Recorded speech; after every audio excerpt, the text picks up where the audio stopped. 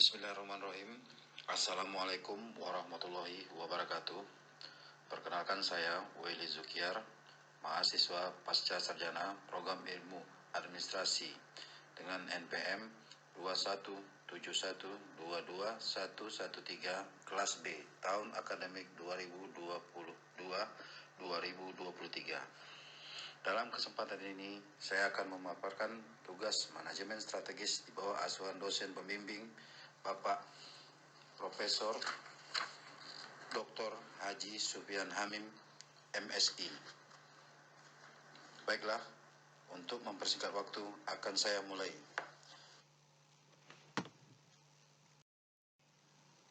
Pengantar. Perencanaan pembangunan daerah merupakan bagian dari tidak terpisahkan dari sistem perencanaan pembangunan nasional yang diatur dalam Undang-Undang Nomor 25 Tahun 2024 tentang Sistem Perencanaan Pembangunan Nasional dan Undang-Undang Nomor 23 Tahun 2014 tentang Pemerintahan Daerah yang mengamanatkan kepada organisasi pemerintah daerah atau OPD untuk menyusun rencana strategis atau Renstra. Dokumen strategis Dinas Lingkungan Hidup Kabupaten Rokan Hilir ini berpedoman pada Rencana Pembangunan Jangka Menengah Daerah atau RPJMD dan RPJPD Kabupaten Rokan Hilir serta memperhatikan rencana strategis Kementerian Lingkungan Hidup dan Kehutanan. Isu strategis lingkungan hidup di Kabupaten Rokan Hilir dalam Renstra Dinas Lingkungan Hidup Kabupaten Rokan Hilir tahun 2022-2026 mengacu pada isu-isu lingkungan hidup pada laporan status lingkungan hidup daerah atau SLHD Kabupaten Rokan Hilir tahun 2016 dan data-data pendukung yang berasal dari RPJMD Kabupaten Rokan Hilir.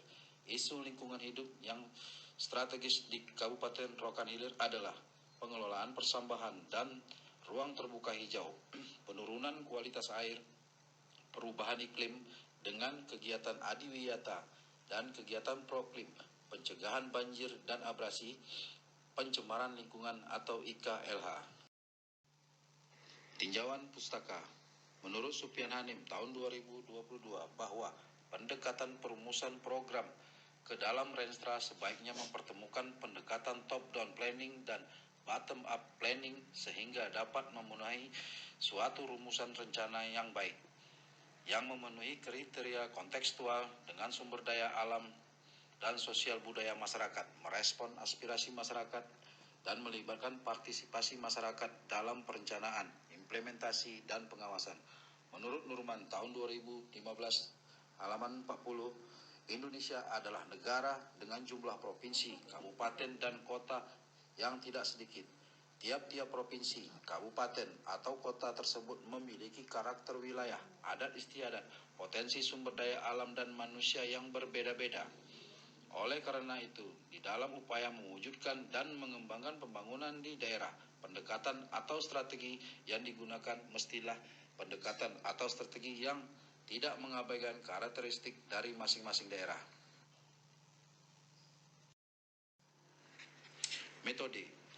Metode dari penelitian yang dilaksanakan ini adalah kualitatif, yang merupakan gambaran untuk dapat dideskripsikan secara akurat, faktual, sistematis mengenai fakta-fakta, sifat, dan hubungan antara fenomena dari objek yang sedang diteliti. Menurut Sugiono tahun 2009 halaman 11. Sehingga dalam penelitian ini dapat menjelaskan fenomena yang dilihat secara langsung, terutama yang berkaitan analisis perencanaan dan penganggaran dalam penyusunan rencana kerja Dinas Lingkungan Hidup Kabupaten Rokan Hilir. Sedangkan jenis penelitian deskriptif yaitu dimaksudkan untuk pengukuran atau menggambarkan secara cermat terhadap fenomena sosial tertentu, hubungan antara teori dan pengamatan. Dikatakan pendekatan deskriptif yaitu sejenis penelitian yang dimaksud untuk eksplorasi dan klarifikasi mengenai suatu fenomena atau kenyataan. Menurut Singarimbun tahun 2011 halaman 8. Sementara menurut Sugiono tahun 2011 halaman 12, metode penelitian deskriptif bertujuan untuk meningkatkan dan menyampaikan fakta-fakta dengan jelas dan teliti.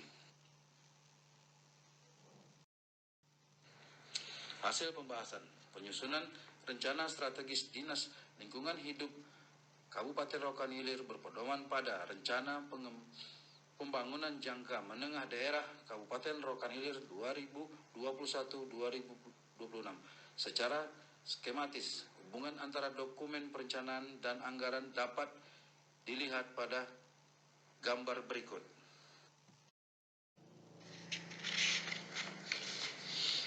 Faktor-faktor yang menjadi penghambat di dalam pelaksanaan Renstra Dinas Lingkungan Hidup Kabupaten Rokan Hilir. Berikut beberapa poin faktor penghambat di dalam pelaksanaan Renstra Dinas Lingkungan Hidup Kabupaten Rokan Hilir.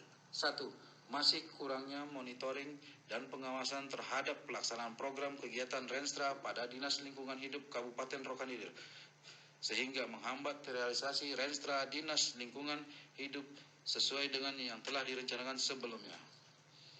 2. Tidak konsistennya perencanaan dan penganggaran antara dokumen perencanaan, seperti tidak terdapatnya program dan kegiatan dalam rencana kerja, tetapi ada di dalam rencana strategis. Kegiatan yang ada dalam rencana strategis, tetapi tidak ada pada rencana kerja organisasi perangkat daerah. Hal tersebut menghambat pelaksanaan program kerja Dinas Lingkungan Hidup sesuai dengan yang telah direncanakan sebelumnya. 3. Kurangnya koordinasi dengan Bapeda perihal penyusunan Renstra Dinas Lingkungan Hidup sehingga menghambat terlaksana evaluasi terhadap hasil rencana kerja yang telah dilaksanakan.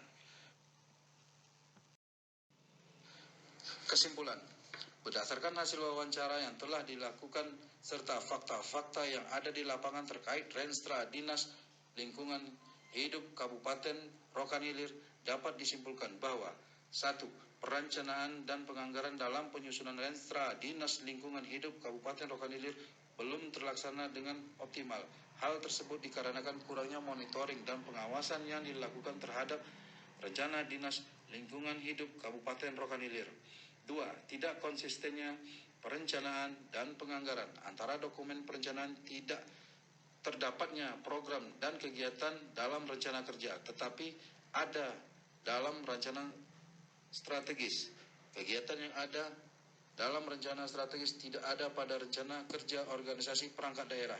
3. Belum tercapainya tujuan, sasaran, strategi, dan arah kebijakan Dinas Lingkungan Hidup Kabupaten Rokan Hilir. Dapat dilihat masih adanya beberapa isu strategis yang belum terselesaikan seperti masalah banjir, kebakaran hutan dan lahan, serta permasalahan sampah yang masih menjadi isu di Kabupaten Rokan Hilir. Demikianlah pemaparan makalah dari saya. Kritik dan saran sangat diperlukan dalam penyempurnaan penulisan makalah ini. Mohon maaf atas kekurangannya. Wabillahi taufik walhidayah. Wassalamualaikum warahmatullahi wabarakatuh.